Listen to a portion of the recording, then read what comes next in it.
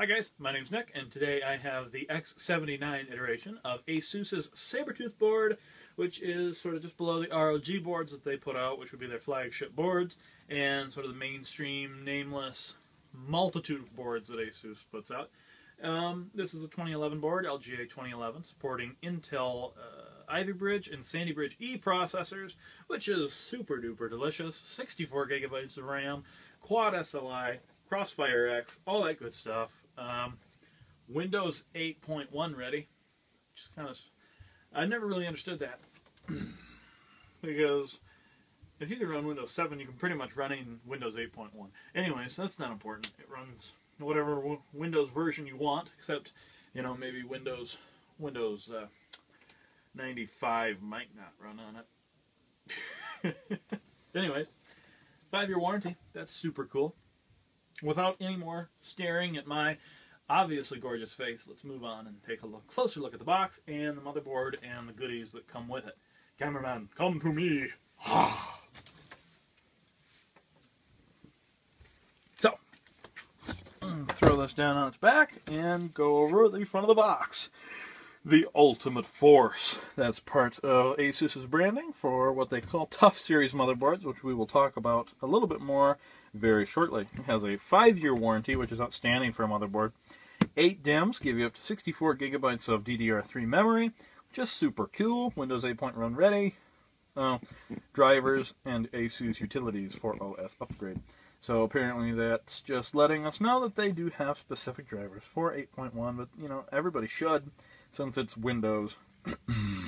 Sabertooth X79 motherboard supports Intel Core i7 Extreme processors that use the X79 chipset. That would be LGA 2011. SLI ready, Crossfire X ready from ASUS. Of course, it's got PCIe 3.0 built in as part of the 2011 suite of fabulousness for all those new processors, which aren't really new anymore since I'm kind of late to the unboxing. So, some things that ASUS would love for us to know. This motherboard features thermal armor. Now, all of the Sabertooth boards, all the recent boards, have some version of thermal armor, and you'll see that the thermal armor is very much toned down for what would be their professional series Sabertooth board on the 2011 socket. Thermal radar that goes with thermal armor and gives you real-time temperature readouts all over the board and can dynamically set fans to control the temperature all over the board, which is super cool. DigiPlus power control, we'll talk about that more when we get out of the box. Tough components. So it's all military certified, it's server grade tested, they've got great components that go in here. ASUS SSD caching down here on the bottom, 3 times faster performance at a click. You can use an SSD to cache a mechanical hard drive and have a nice, fast, big-ass storage solution, which is super duper. USB 3.0 boost. So it's even faster than USB 3.0. I think it's 170%. Yep, 170% higher speed over regular USB 3.0 with a easy-to-use graphical interface. Right. Oh, USB BIOS flashback, which is pretty cool. You put your BIOS on the USB drive, you stick it in the dedicated special USB slot, and you hit the button on the back of the board. UEFI BIOS, power, eSATA 6 gigabit per second, which neither of those are really special anymore. ESD cards, that's, probably pretty important. Complete USB 3.0, so they have USB header for your front panel, as well as built-in ports on the back I/O. AI Suite 2, which is some pretty cool software, super cool software. Memo K button, which every ASUS board on the high end really has now. And there they advertise the Ultimate Force again. So without further ado, there she is. There is the ASUS Sabertooth X79 motherboard. I wonder if anybody could understand a word I just said. Let's get her out of the box here and take a closer look at this motherboard. Here they're telling us about all of their goodies once again, and we'll just take that right off so that you can see this beautiful, glamorous motherboard. There, that'll work. Get some of the packaging out of the way. And we'll take a look at the thermal armor first off, which is sort of a glaring feature that is missing on this board in a way. Most of the Sabertooth boards are completely covered in plastic. Some people think it looks like hell. Other people think it looks really cool. I can't really decide. I never have been able to, but ASUS has just put these two little blocks for thermal armor, one for the back I/O and VRM, and one right here for what used to be called the South Bridge. And they are both actively cooled, that fan right there, and then there's a space right here for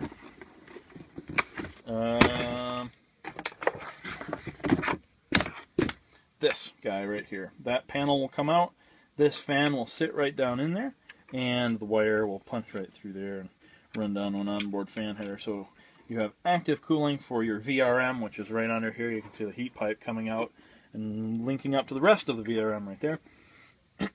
Excuse me, guys. So yeah, all active cooled components, which is pretty cool. ASUS is taking very good care of this motherboard and making sure that you get a lot of reliability out of it, which brings us to the next overview point. You know, I should just set that there because it's in the way of my accessory package, so I can't show you guys all the goodies. So we'll do that. We'll move everything over. Working on it, working on it. Throw. Okay, mission accomplished. By throwing things. When in doubt, throw things. Actually, don't. That's how I broke my iPad mini, which there might be a video out already about it, or it might be coming. One of the two. Make sure you're subscribed in either case. Onwards and upwards, sort of. Sideways.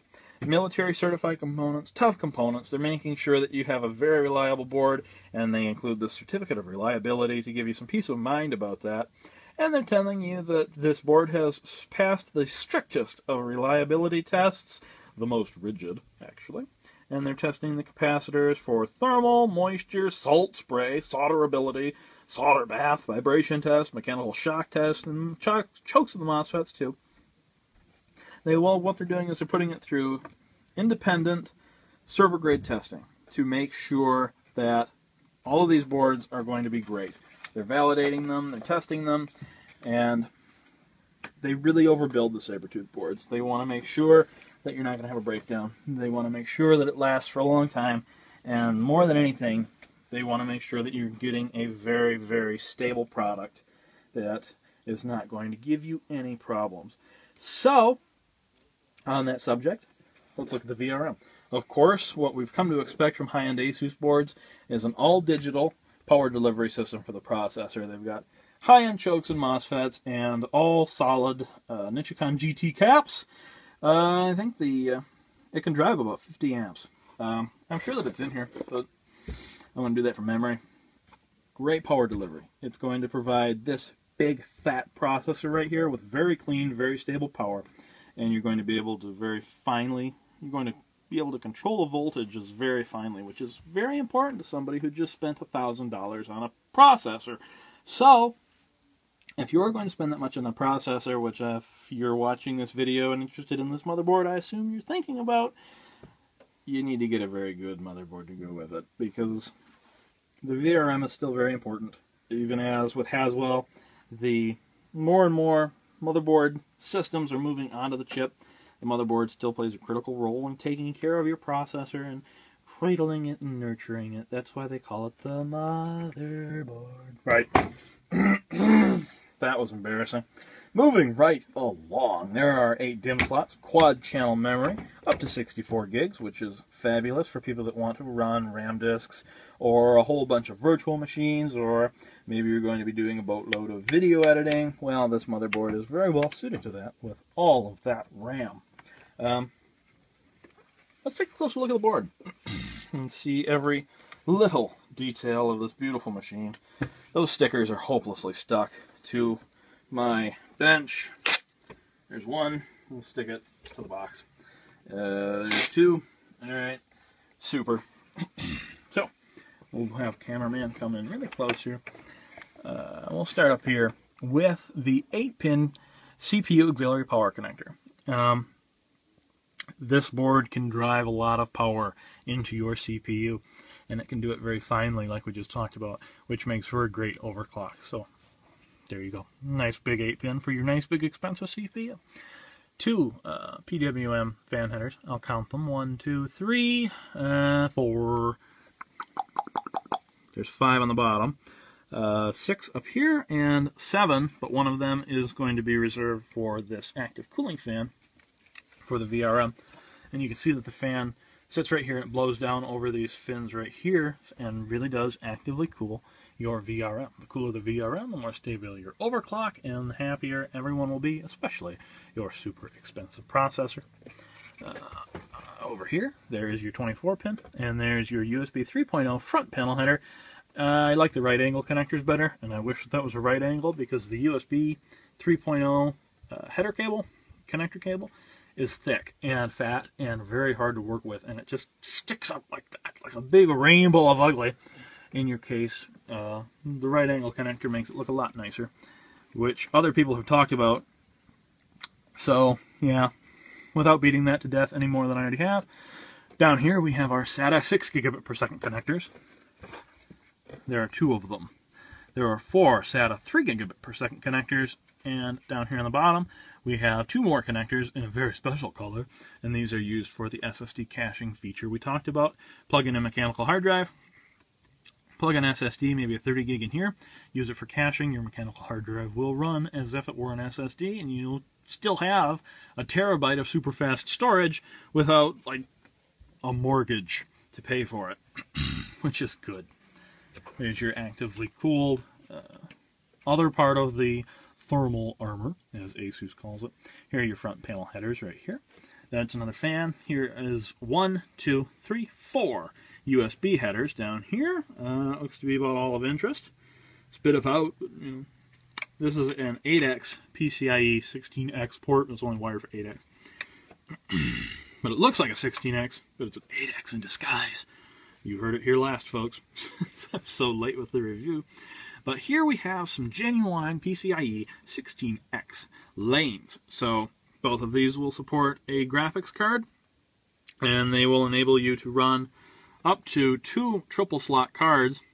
If you have room in the bottom of the case, if you have a big enough case, you can run up to 2 big old triple slot cards with dual GPUs on each card, that is. So you can have a total of 4 GPUs in the system running in Quad SLI or AMD Crossfire X, and gives you the best of the best as far as power is concerned. 2 PCIe 1X slots, and there's an old PCIe slot just in case you need the compatibility. What else? I think we just about covered her.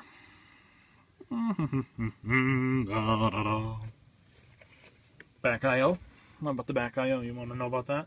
There's a PS2 keyboard mouse combo port, 2 USB 3.0, 2 more USB 3.0 for a total of 4 on the back. 1, 2, 3, 4, 5 USB 2.0 ports, and right here is your USB port for USB BIOS flashback. So if you have a problem with the BIOS or you want to update the BIOS, you can stick your USB drive in with your fresh BIOS, hit the button, and you are good to go. You don't even have to put a processor in the board to update the BIOS, which is pretty cool. Excuse me again. There's your FireWire port way back up here. I'm kind of jumping around. Here are your 2 eSATA. One's powered, one is not. There's your optical audio out. That's BIOS flashback. Those are the fins for the active VRM cooling. That is an Intel Gigabit NIC right there, and 7.1 surround audio built right into the board. So, I think that's about it for the motherboard here. Right here is a pretty cool feature. There's a backplane for the VRM cooler right here. I'm a horrible motherboard holder for filming. I'm going to be making people dizzy. But there's actually a thermal pad underneath of that. So that is passively cooling your VRM from the bottom as well. So, like I said, ASUS really built this board with stability in mind. And that's evident from the construction. Very solidly built, very well made board. Very obviously good. Q connectors. Over here, in the accessory package, there are 2 of our SATA 6 gigabit per second cables. And I know there's more in here. Yep, 1, 2, 3, 4, 5, 6 total. These are actually SATA 3, but the cables are really the same. So we'll just call them SATA cables, and there are 6 of them. There's a certificate of reliability. Little certificate. Okay, never mind. There's your 5-year warranty notice. Again, most motherboards, you know, 5-year warranties are kind of unheard of. And that warranty is truly evidence that ASUS made a good board. They expect this board to last more than 5 years, or they could not offer a warranty like that. So you're getting a great motherboard, and ASUS knows it, so they're standing behind it. There's your back I/O shield with little vents for that active fan to move some air around. It's a padded I/O shield with a really cool design and a electrostatic guard on the back. ESD protection. And they talked about, here's a very generic installing your CPU step-by-step guide with pictures. They talk about their Digi+ power control, BIOS flashback, SSD caching, and DRAM power, righto, and how to use it, which is cool, especially since people might want to know that. There's a gigantic sticker to let people know that your computer is tough on the inside. Okay, it's tough on the inside, guys.